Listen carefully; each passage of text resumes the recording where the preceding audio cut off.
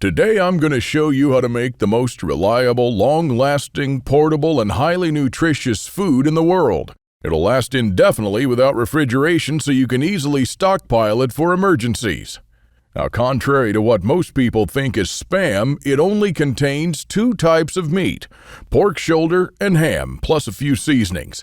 To make your own Spam, first cut a pork shoulder in steaks like this until you reach the bone, and then keep cutting around it. Back in the day, our grandparents wasted nothing. Save the bone, smoke it, and use it to flavor your other dishes. Next, simply cube up all the meat like you would for stew. The Spam you buy today isn't what it used to be. I'm old enough to still remember the real thing. The last time I ate it was in the 1970s, and I've never tasted anything as good since then. Now, once you're done, move on to the ham and repeat the process. When both the ham and meat are cubed up, spread them out evenly onto a baking pan and stick it in the freezer for 45 minutes or so. Now, while the pork is chilling, it's time to make the slurry, and you'll use this to cure the meat. Take a large stainless steel bowl and add some tender, quick sugar, kosher salt, and cornstarch to bind everything together. And finally, add 1 cup of ice-cold water. Give it a good stir until everything's dissolved. Now, after the meat is cooled for 45 minutes, take it out and pass it through a meat grinder. First the ham and then the pork shoulder. And once it's all ground up, add the slurry on top. Then mix everything together using your best kitchen utensil, your hands. Spread it out and pack down the mixture into a bread pan. Now, today I'm making this batch to eat right away. That's why it's in a bread pan instead of a jar. But I've also pressure cooked my Spam. It'll keep just as long as the cans that way. Now, place the smaller pans into a bigger pan filled with water and wrap the smaller pans with aluminum foil. Place everything into a preheated 250-degree oven for 3.5 hours. Now, here's what it'll look like at this stage. But it's not ready to eat just yet. Rewrap it with a double layer of aluminum foil, place a brick or something heavy on top, and let it cool in the refrigerator overnight. The first thing you'll notice when you take it out is this beautiful and tasty gelatin.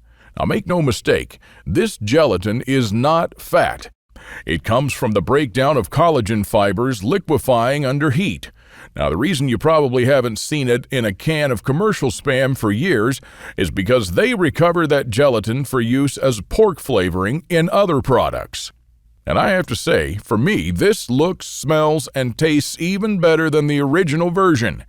But don't forget that this is survival food. Spam was invented in America during the Great Depression to help feed thousands of hungry and desperate people. After it got us through the Depression, it fed our troops throughout their World War II victory. Cans of Spam from back then are still being discovered completely edible.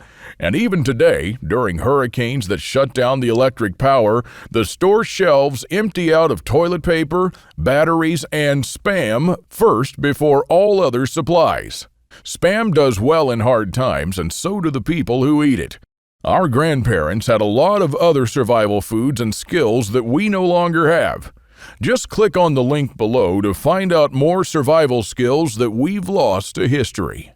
I personally happen to know the man behind this book. Claude is an old-fashioned guy by any standard. He lives with his wife and 2 children in a log cabin he had personally built, cooks outside on an open flame in a cauldron most of the time, and all of his clothes are handmade. He has a 150-square-foot root cellar stuffed with all sorts of homemade canned foods and goods, and he raises cows, sheep, and chickens. I thought several times to myself that this guy will never be troubled by any crisis because the SHTF we all prep for is what folks 150 years ago called daily life. No electrical power, no refrigerators, no internet, no computers, no TV, no hyperactive law enforcement, and no Safeway or Walmart. They got things done, or else we wouldn't be here. In the next 7 minutes, Claude will unearth a long-forgotten secret that helped our ancestors survive famines, wars, economic crises, diseases, droughts, and anything else life threw at them. A secret that will help you do the same for your loved ones when America crumbles into the ground. He's also going to share with you 3 pioneer lessons that will ensure your children will be well fed when others are rummaging through garbage bins. In fact, these 3 old teachings will improve your life, just as they did for me, immediately once you hear them. My name is Claude Davis. You may know me from my website, askaprepper.com, or you may have seen my warnings in the media, but few of you know me personally. My story is emotionally heavy, with struggles and disappointments, but also with a faith in God and a strong will to survive that finally led me being here. So pay close attention, because this video will change your life for the good. Lesson number 1, don't take anything for granted. My grandparents from my father's side came to America from Ukraine just before the Second World War and started a small farm in Texas where I grew up without missing a thing. But my grandfather wasn't so lucky. When he was only 12 and still in Ukraine, he survived one of the most horrific famines. Of the 100 families that lived on his street, only 20 survived. So what you're about to hear is a real recollection, as it was written in a personal journal just after the crisis by one of his neighbors. Where did all the bread disappear? I do not really know. Maybe they've taken it all abroad. The authorities have confiscated it, removed it from the villages, loaded grain into the railway coaches, and took it away someplace. They've searched the houses and taken away everything, to the smallest thing. All the vegetable gardens, all the cellars were raked out, and everything was taken away. It was so dreadful that every day became engraved in my memory. People were lying everywhere as dead flies. The stench was awful. Many of our neighbors and acquaintances from our street died. We tried to survive the best we could. We collected grass, goosefoot, burdocks, rotten potatoes, and made pancakes, soups from putrid beans or nettles, collected clay from the trees and ate it, ate sparrows, pigeons, cats, and dogs. When there were still cattle, it was eaten first, then the domestic animals. Some were eating their own children. I would never be able to eat my child. One of our neighbors came home when her husband, suffering from severe starvation, ate their own baby daughter. This woman went crazy. Another neighbor wrote a petition to the authorities, and here's just a paragraph from that. It said, "Please return the grain that you've confiscated from me. If you don't return it, I'll die. I'm 78 years old and I'm incapable of searching for food for myself." And of course, nobody cared. In a crisis, it's everyone for himself. Although in many cases, families did still remain families. But just after the winter, when there's absolutely nothing to eat, my grandfather, together with his mother, went to the nearest town where the government had established a soup kitchen. Unfortunately, the 25-mile journey was too much for his mother. After just 5 miles, she couldn't walk anymore. My grandfather noted in his journal, "Mother said, save yourself, run to town." I turned back twice. I could not bear to leave my mother, but she begged and cried, and I finally went for good. Now, I don't know about you guys. I'm a father myself, and when I read these things, I burst into tears.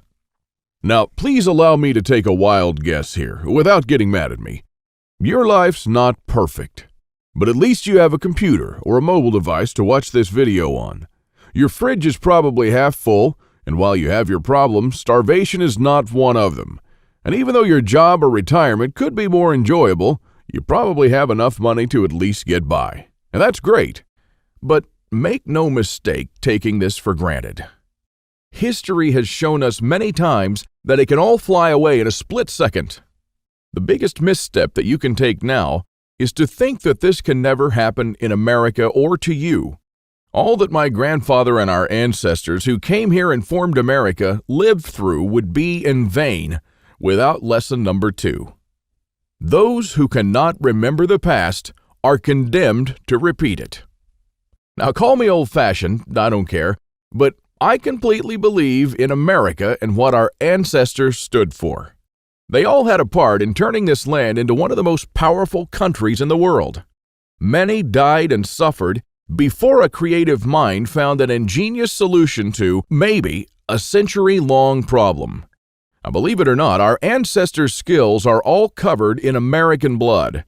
And this is why these must be fought for, protected, and handed on for them to do the same for our children and our children's children. But now, my friends, we're sitting on the edge of oblivion.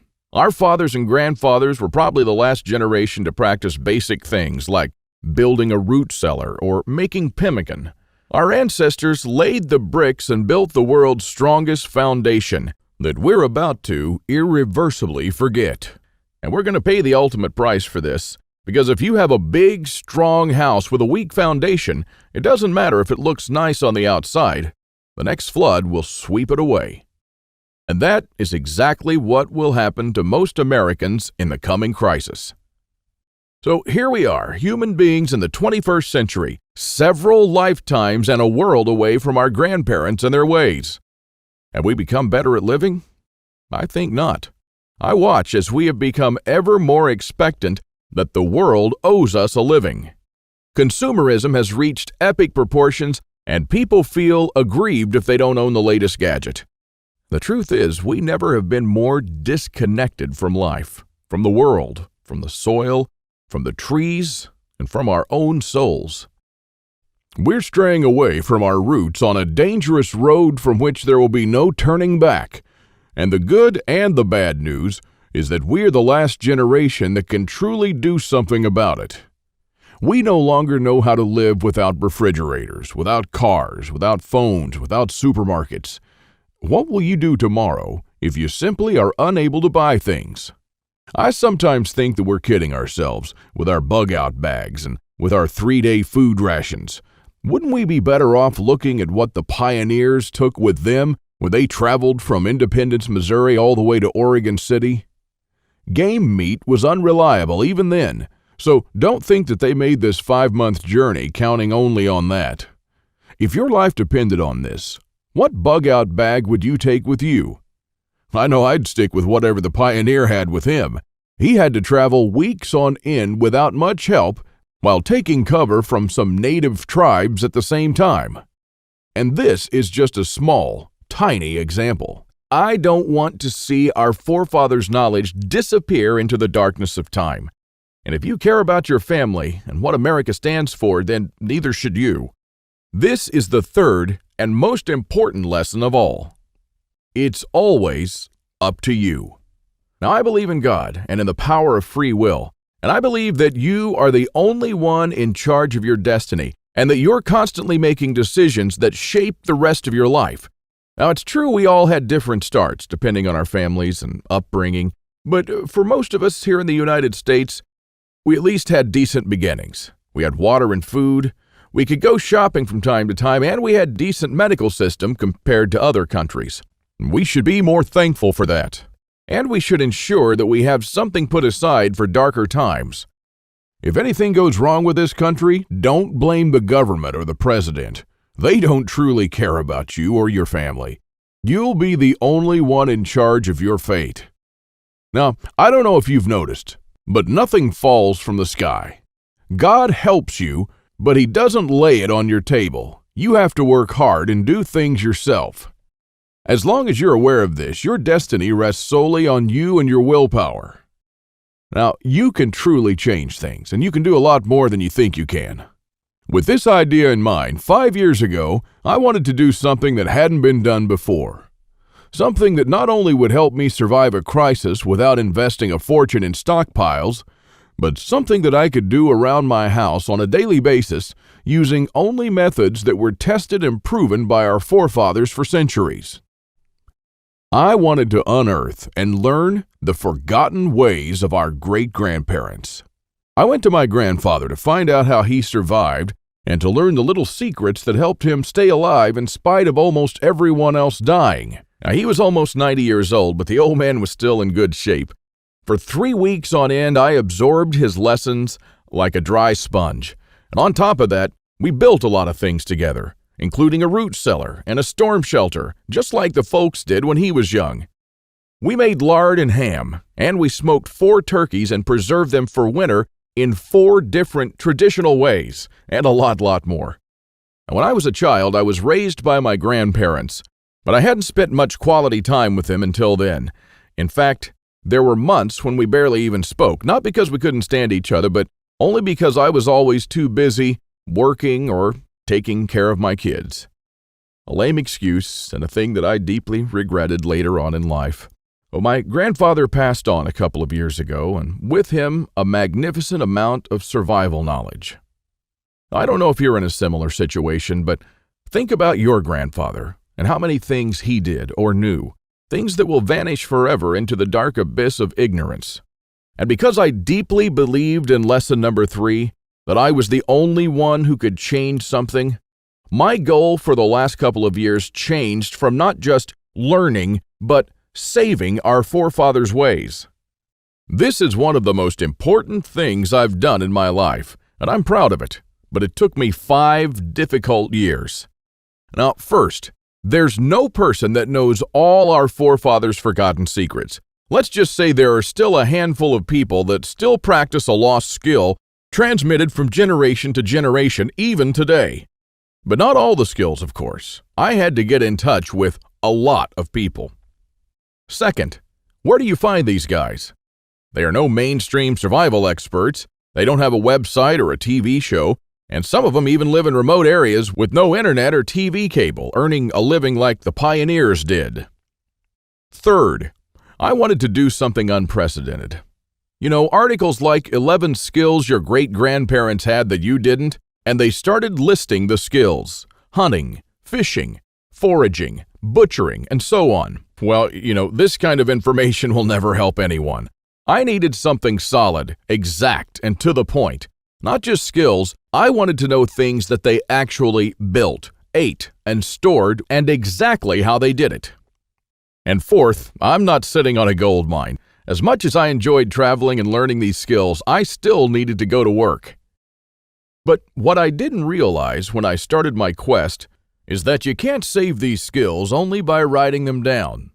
If all these writings will be forgotten in a dusty drawer right next to my bed, it won't help anyone. This knowledge will die together with me, and all my efforts to save our forefathers' ways would have been in vain. So this is because all my life I blindly believed in lesson 3, that it's always up to me.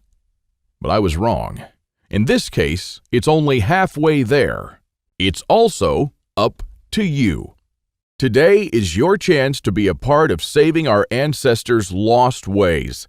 I wanted to make this information available to every family out there without having to spend years of their lives or thousands of dollars.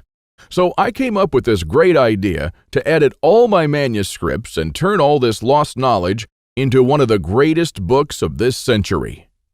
The Lost Ways, Saving Our Forefathers' Skills. Now, as you can see, I designed and edited the book in an old-fashioned way, but most of it is not written by me personally, because I didn't want people to read a second account. I'm sure a lot of information would have been lost in this process. You know, those little secrets that make a thing really work, those little things that make a big difference. So I paid these experts for their time, and I got what I wanted. These people are not professional writers, but instead are uniquely special. They're neither the strong, badass type that you see in Rambo movies, nor the ultra-rich preppers from reality shows. They're simple people who know a lost skill very, very well. They're smart, shrewd, and wise enough to survive for months or even years in the world's most remote places. Now, here's a glimpse of what you'll find in The Lost Ways. You'll discover the lost remedies used by our ancestors for centuries. And I'm not talking about rare and complicated insights that only a botanist knows. I'm talking about plants that grow in your backyard or around your house. Very common weeds. For example, I'm sure you've already seen this plant. This is wild lettuce, also known as opium lettuce. For a good reason. It has side effects similar to morphine, but milder, being by far the strongest natural painkiller that grows in your backyard. This milky substance inside the plant doesn't contain any opiates, but it's acting directly on the central nervous system to lessen the feeling of pain. Many people have used it as a replacement for additive prescription pain medicine. Wild lettuce is unscheduled by the FDA, meaning it's legal to forage, to grow, and own without prescription or license, just like the Native Americans used it to heal their pain.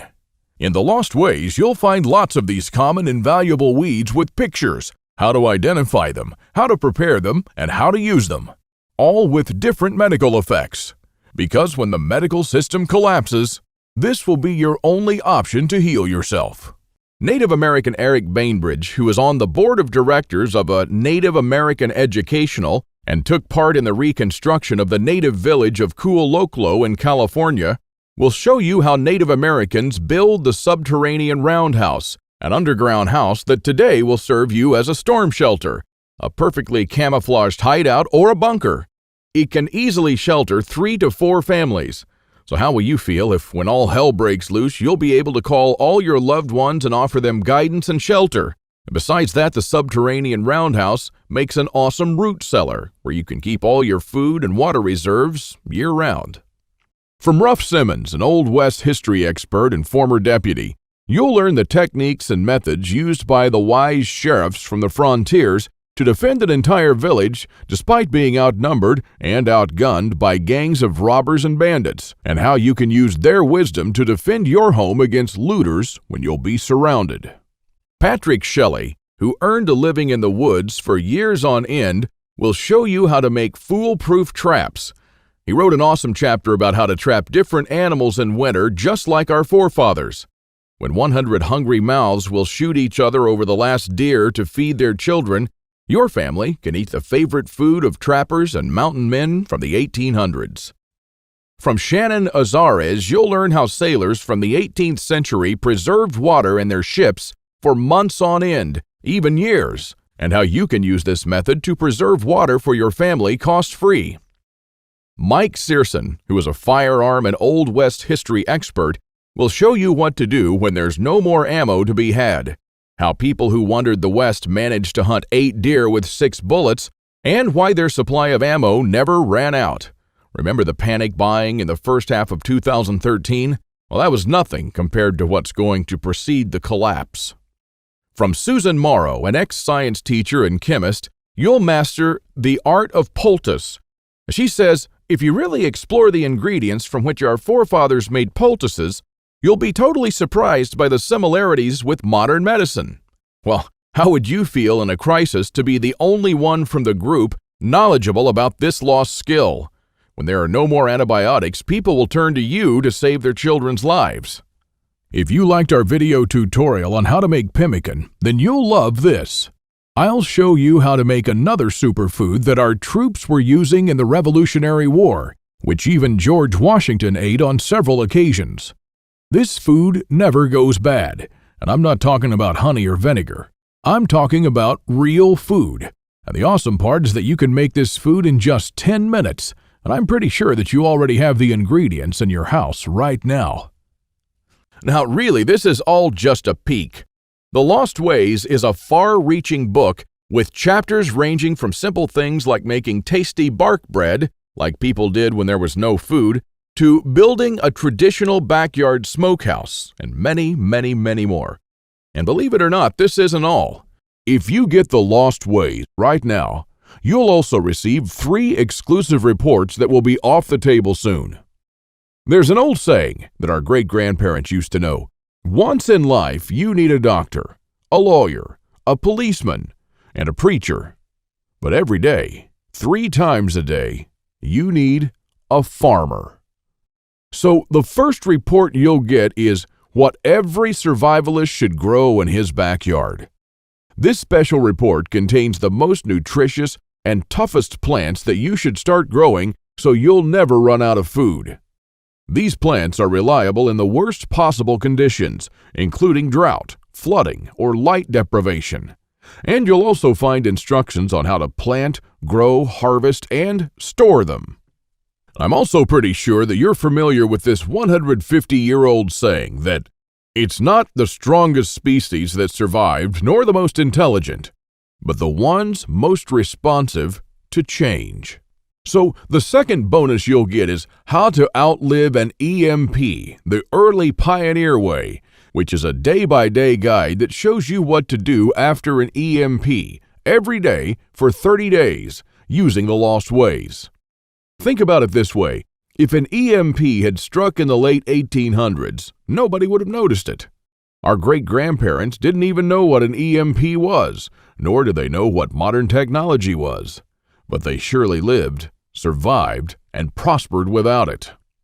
Now things are a little bit different, and because this event can happen all of a sudden with no warning whatsoever, it might be difficult for even the smartest minds to know what to do from the moment the running water stops and your food spoils to the moment when looters come knocking at your door.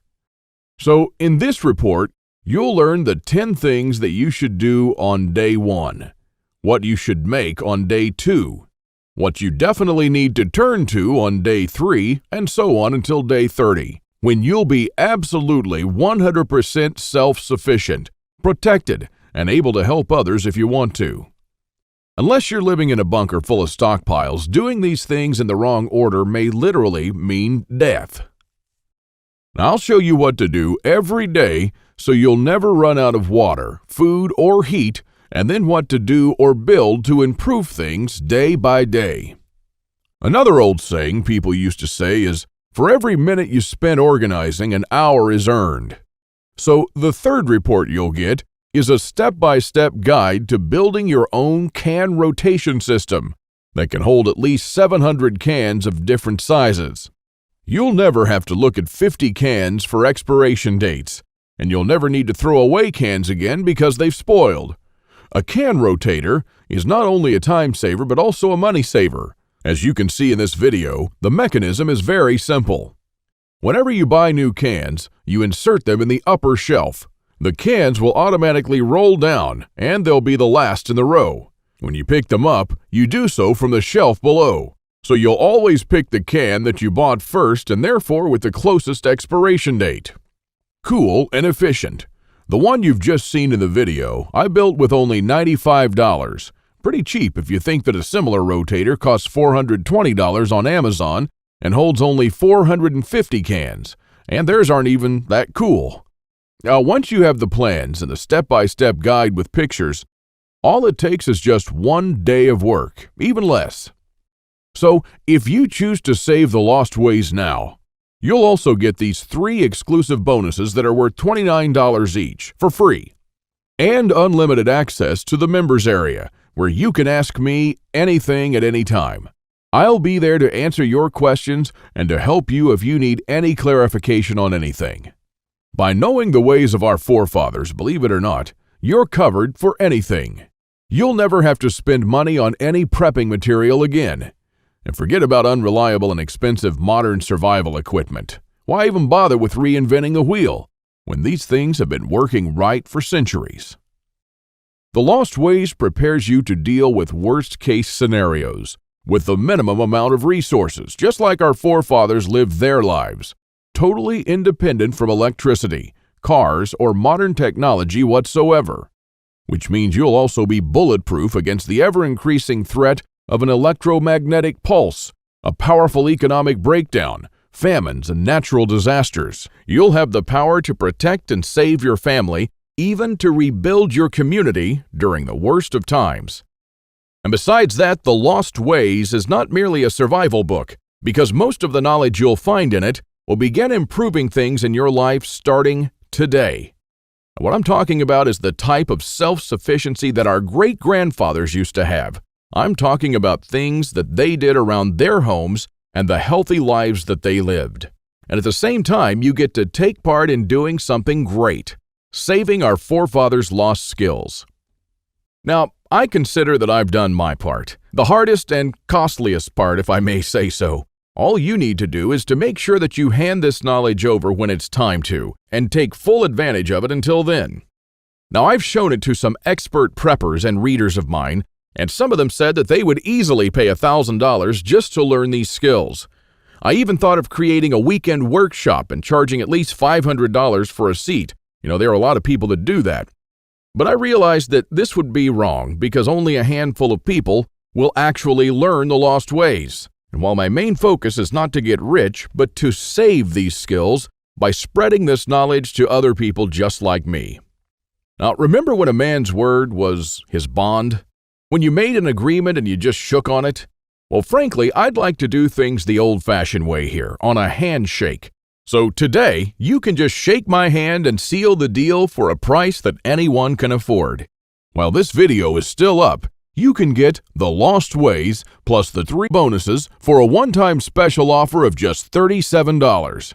But the only way to get it is to click the Add to Cart button below now. The way I see it, you have 3 options here. You can hope that things will get better and that a crisis will never strike America. And I'm hoping the same thing, by the way. But my grandfather taught me better. He taught me, as I've told you, to never take anything for granted. Doesn't it seem better to have these skills and never need to use them than to not have them and one day really need one of them?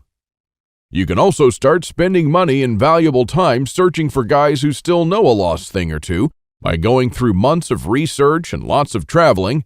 And although it might sound nice in the beginning, these expeditions will take a huge toll on your bank accounts. I've spent 5 years gathering and rounding up this lost knowledge, and I must say that there were lots of times when I just wanted to give up. Or you could save the lost ways without going through any of this. I've already done the hard part. This lost knowledge has already been packed and is readily available to serve you and your children from now till the end of time. And there's nothing like this anywhere else. So if you want to literally save the lost ways and to know that your family is secure, to have warmth, food, water, and all the other things they need, even in the worst possible times, this is the only place where you can get it, and you are the only one that can really do something about it. When there's no more electricity and when your neighbors are forced to cook all the meat that they have in their fridges, you'll know the secrets to store it so your family won't starve next week. Heck, in fact, even now, yes, right now, if you get The Lost Ways, go to page 39 and start making one of the super nutritious foods that can last a few years without refrigeration. And when others start begging you for a glass of fresh water, you'll be the only one in your neighborhood able to spare one. Or even a glass of beer or ginger beer, just like our forefathers made when the drinking water was contaminated. Go to page 301 and start building your own old-style backyard smokehouse to preserve your own meat, sausages, and fish using your own spices. And when the dollar becomes useless and all hell breaks loose, you won't care because you won't need any money at all. All you'll need to survive is the lost ways. Nothing more.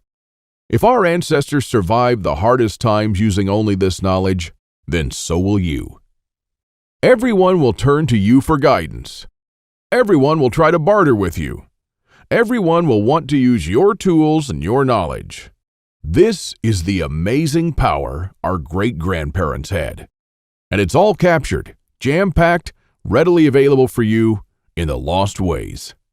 You won't find this anywhere else, and there's no way to tell how much longer this presentation is going to be up. So click the Add to Cart button below to secure your copy now. In keeping with the spirit of those simpler days, today you can take advantage of my handshake guarantee. Because I always put my money where my mouth is, I'm willing to take all the risk on this one. So click the button below and go through The Lost Ways. And when you're done, you have to be 100% thrilled and happy with this deal. If for any reason at all you want your money back, you'll get it within 24 hours from the moment you send me the request. You don't even have to answer any questions. Just simply send me a quick email located in the members area in the next 60 days and ask for a refund. That's right, you've got 2 months to test drive The Lost Ways and the bonuses. That's my handshake guarantee. So is it a deal? I hope so. Don't let this knowledge disappear into the darkness of time, because in the next crisis, when death will stare you in the eye, this is the only time-tested life vest that you and your family can hang on to. You'll stay calm and protected when others will scavenge through the garbage for food. My guess is that you haven't experienced a long-time hunger, but you are probably familiar with the feeling of skipping a couple of meals. Not a very pleasant experience. We're not used to thinking about what to eat or how to procure food for our children. Again, don't take anything for granted just because we're living in good times now. Our grandfathers and great-grandfathers were the last generation to practice the basic things that we call survival skills today. Why try to reinvent what they did, and did very well, for centuries? There are only a few moments in life when you can really do something big, and this is one of them. Our grandparents didn't pass these skills on to us in our bloodstream, and neither will you to your children or your nephews. So, take advantage of this video while it's still up, and save the lost ways by clicking on the button below. You are the only one that can change something. Are you ready to turn back the clocks to the 1800s for up to 3 years? Because this is what will happen after the next SHTF event. One of my readers, James, replied to this question. Thanks for the book, Claude. I've been looking for something like this for years, and yes, I do believe that some of us are ready to turn back the clock now. Thanks to you, I can truly say that I'm at least one step closer. I can't believe how many things we've lost along the way. This book was an eye-opener for me, and I must admit that there were a lot of things that I was doing or thinking in a totally wrongful way. The brilliance of your book is that it offers a proven way to achieve self-sufficiency without investing any money. Heads up for this book. This is by far the best survival advice I've read so far. And I just can't stop building stuff. James. I received this email and it made my day. Now again, here's my handshake deal to you. You'll get The Lost Ways, plus what every survivalist should grow in his backyard, How to Outlive an EMP the Early Pioneer Way, and a step-by-step guide to building your own can rotation system. While you'll also take advantage of my full handshake money-back guarantee for 60 days and unlimited email access, where you'll get to ask me whatever you want. Not for $124, but for only $37. This deal just simply can't get any better than this. Thank you for watching this video, and I hope that we'll meet on my secure encrypted checkout page. Now, once you've entered your info and submitted that, you'll have immediate access to The Lost Ways and the bonuses. Click on the button below to secure your spot while this presentation is still up.